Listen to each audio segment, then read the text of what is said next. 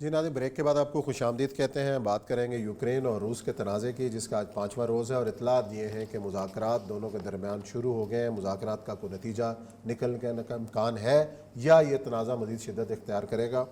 اور یہ سب ایک طرف مذاکرات کی خبریں ہیں، دوسری طرف بلڈ اپ ہو رہا ہے ارد گرد کے ملکوں میں.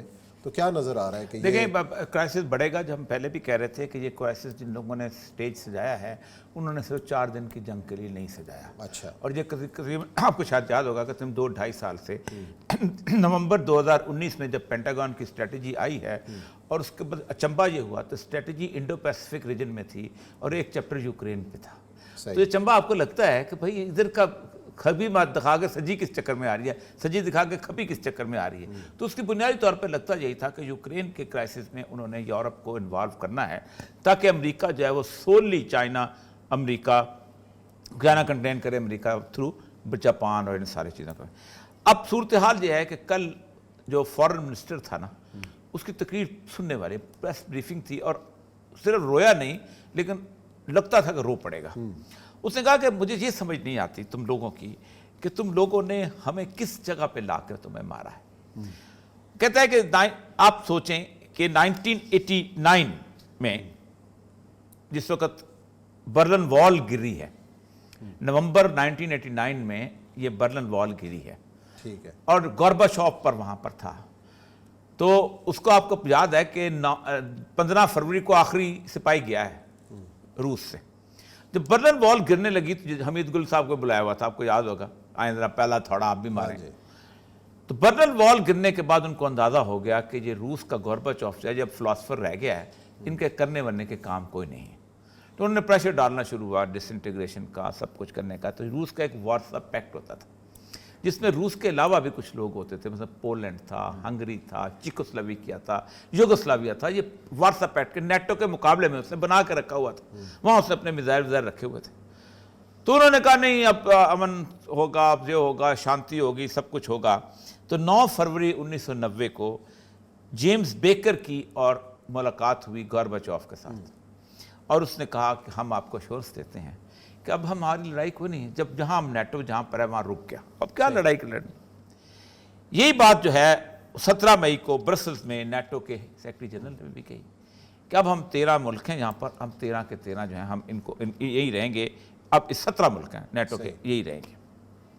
اس کے بعد 1991 میں ہی روس نے ان سارے سٹیٹس کو علیحدہ کر دیا، 15 سٹیٹس کو علیحدہ کر دیا جس میں 10 یورپ کی تھی، آذربائیجان سے لے کے وہ جارجیا بھی، آرمینیا بھی، اور اس میں سے ایک یوکرین بھی تھی. اب یورپ جس نے کہا تھا ہم آگے نہیں بڑھیں گے، انہوں نے آہستہ آہستہ آہستہ ان ریاستوں کو اس میں نیٹو میں بھی شامل کرنا شروع کر دیا اور یورپی یونین میں بھی شامل کر دیا. آج 17 کی بجائے 30 ہو گئی. اور جب پیوٹن اور روس کہتے تھے کہ بتاؤ تو کہتے ہیں ہمارا کوئی معاہدہ ہے. ان کا تم نے فلان جگہ تقریر کی، وہ تقریریں ہوتی، ٹھیک، قرآن کا لفظ تو نہیں ہے، بائبل تو نہیں ہے نا، تقریریں ہوتی. ہم نے بھی کی، تم نے بھی کی، دیکھ کون سی بات ہے. تو آخری ہوا یہ کہ سب سے اہم ترین کام یہ کیا کہ 1994 میں 3 ریاستیں ایسی تھیں، قزاقستان، بیلاروس اور یوکرین، جن کے پاس 1000 جو تھے وہ اپنا کیا نام تھے، نیوکلیر ویپنز تھے. اور ان نیوکلیر ویپنز کے اوپر ایک ہوا تھا بڈاپسٹ ایگریمنٹ. بڈاپسٹ ایگریمنٹ میں برطانیہ تھا، امریکہ تھا اور یہ تھا روس تھا، اور انہوں نے کہا تھا آئندہ اگر کوئی حملہ ہوگا تو ہم تم کو دیکھیں گے، ہم تمہاری حفاظت کریں گے. لیکن پھر آہستہ آہستہ انہوں نے اب یوکرین کو اس لیے ہضم کرنے کی کوشش کی کہ دے وانٹ کہ اب روس بحیثیت نیول پاور اب ایگزسٹ نہ کرے. اس کا پہلا حملہ انہوں نے کیا تھا جب اوباما نے کہا تھا کہ ہم سیریا کے اندر آ رہے ہیں اور ہم سیریا کے بشار الاسد کو ختم کریں گے. تو روس کو اندازہ ہو گیا کہ اب گرم پانی میں جو انطاکیہ ختم رہ جائے گی. اب روس وہاں انٹر ہو گیا ہے. پیوٹن کو پتہ تھا میری گیس ہے یہ روکیں گے، میرا تیل ہے یہ روکیں گے. اس کو پتہ تھا کہ یہ سب کچھ ہے یہ یورپ برداشت کرے گا، کوئی اور نہیں کرے گا. جب شاہ فیصل نے آئل امبارگو لگایا تھا، امریکہ لڈیاں ڈالتا تھا اور یورپ میں لائنیں لگ گئی. اچھا، اور یہ سب مزیدار بات یہ ہے کہ تمام پابندیاں روس پہ لگیں لیکن گیس نہیں بند ہوئی. گیس کا وہ تو ضرورت ہے ان کو، گیس بھی بند نہیں ہوئی. اور اب اعلان کرے گیس نہیں لینی ہے، گیس بند نہیں. اب یہ پیوٹن نے کل کہا ہے کہ ہم گیس نہیں دیں گے. ہاں دیکھیں نا کیسے جیئیں گے, برداشت کریں. یہ ایشو پر ہے.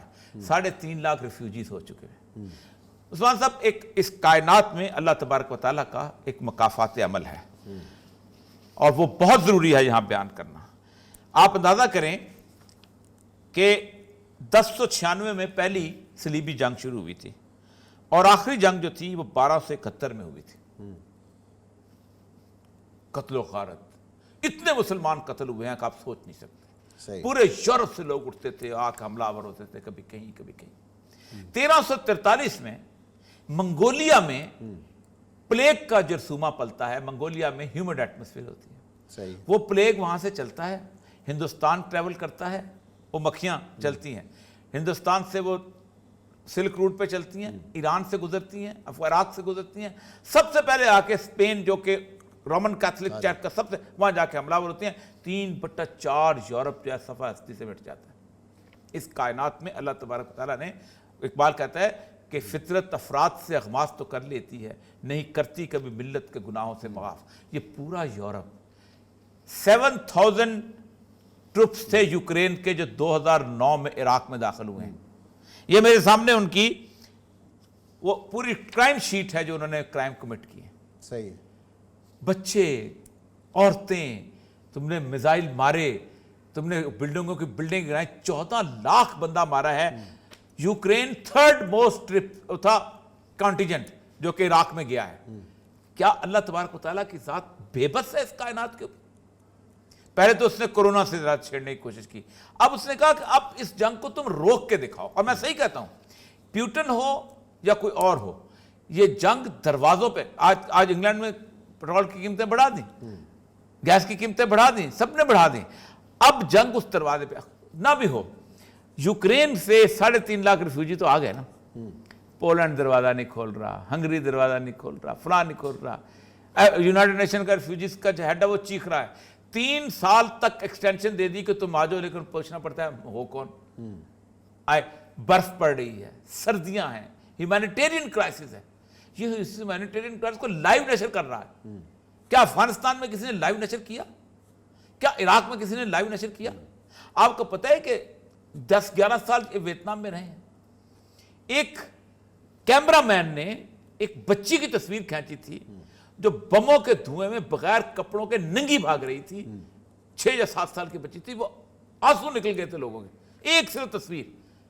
لیکن کسی نے ان لوگوں کی تصویریں نہیں کھینچی کہ جن کو وہ پکڑتے تھے اور چیر دیتے تھے. وہ ایک عجیب و غریب قسم کی پتلی سی ڈوری ہوتی تھی پلاسٹک کی, جس سے ویتنامیوں کو گلے کاٹ دیتے تھے. افغانستان میں جو کچھ کیا ہے انہوں نے, عراق کے اندر 10 لاکھ بچے تو اس لیے مرے تھے کہ ان کو دوایا نہیں مل سکی تھی. تو اصل مسئلہ یہ ہے کہ ایک تو مکافات عمل ہے. دوسری اہم ترین بات یہ ہے کہ اس سینیریو کو ہمیشہ ہم تو رسول اکرم صلی اللہ علیہ وسلم کی احادیث کے حساب سے دیکھتے ہیں. میں جب بھی کبھی اس چیز کو ناپتا تھا, دیکھتا تھا, اور کل میں نے اس کی آیت بھی پڑھی تھی قرآن پاک کی, جس میں اللہ تعالیٰ فرماتے ہیں کہ دنیا میں مسلمانوں کے لیے ہمیشہ یا تو یہودی اور یا کھلا شرک کرنے والے دشمن ہوں گے, اور تمہارے دوست وہ ہوں گے کہ جو کہ اپنے آپ کو عیسائی کہلوانا پسند کرتے ہیں. اور اس آیت ہی کے مطابق اللہ کہتا ہے کہ وہ لوگ جو ہیں مستکبرین من سی, استکبار نہیں کریں گے, تکبر نہیں کریں گے, ان میں عبادت گزار بھی ہوں گے. 40% اس وقت جو اب فوج ہے نا روس کی, وہ مسلمانوں کی. اچھا, اس وقت یوکرین میں چیچن بھی لڑ رہے ہیں, اس میں مسلمان تتار بھی لڑ رہے ہیں. تو اس وقت کیفیت کی طرف سے لڑ رہے ہیں, روس کی طرف, چیچن اور تاتار جو ہیں وہ رشین فوج کی طرف سے فوج میں شامل ہیں, part of the Russian army. خود یوکرین میں 6 لاکھ مسلمان ہیں. اچھا, تو یہ کرائسس ہے, یہ پھیلے گا. اس لیے پھیلے گا, کرائسس پھیلے گا عثمان صاحب, کہ اس کرائسس میں اب کل اس کو یوکرین نے پتہ ہے کیا کہا ہے, کہ ٹرکی ہمیں فوج دے رہا ہے, اسلحہ دے رہا ہے. اچھا, ٹرکی ہمیں سپورٹ کر رہا ہے. اب یوکرینین کو جب ٹرکی سپورٹ کرے گا تو کیا ٹرکی ریت سے بچے گا؟ اس کا مطلب یہ ہے کہ تم ہمیں بنتے ہو یار, انگلینڈ نہیں دے رہا اسلحہ, نہیں دے رہا جرمنی, نہیں دے رہا دوسرے دے رہے, تم دے رہے ہو. اس کا مطلب تم چاہتے کیا ہو, کہ تاکہ یوکرینین وہاں بحال رہیں اور قسطنطنیہ بچے. رسول اللہ کے حدیث کے اندر قسطنطنیہ نہیں بچے گا, عمران البیت المقدس سنا دیتا ہوں، عمران البیت المقدس، بیت المقدس سینٹرل فورٹ جب بنے گا، جب آبادی اس کی ہوگی، خراب الجسرب، جسرب ویران ہو جائے گا. ہوا نا 2 سال کے لیے ویران. کس نے مسجد نبوی میں نمازیں پڑھی؟ چپ ہو گیا تھا. خراب الجسرب، خروج الملحمہ، بڑی جنگ شروع ہو جائے گی. شروع ہوئی نا، ابھی تو آغاز ہے. خروج الملحمہ، یفتح القسطنطنیہ، قسطنطنیہ فتح ہوگا. تو یہ جنگ اب جانی ہے، یہ حلب تک جانی ہے. آج جائے، کل جائے، 5 سال بعد، 5 سال بن جائے، 10 سال بعد جائے. یہ میں بھی نہیں کہہ رہا، یہ کسنجر نے کہا ہے. The people who are not listening to the drums of the war, they are deaf. جن لوگوں کو جنگ کے ڈھول کی آواز نہیں آ رہی وہ بہرے ہیں. آج اس کا آرٹیکل پڑھے کسنجر کا، اس نے کہا کوئی بات جس کو سٹاپ نہیں کر سکا. اتنا تم نے اسلحہ بنا لیا، کرو گے کیا؟ استعمال کرنا اور کیا کرنا. فیکٹریاں چلانی ہیں جو بند پڑی. جی ناظرین، بریک لیتے ہیں، بریک کے بعد آئیں گے اور ذکر کریں گے بھارت کی ایک اور سازش کا.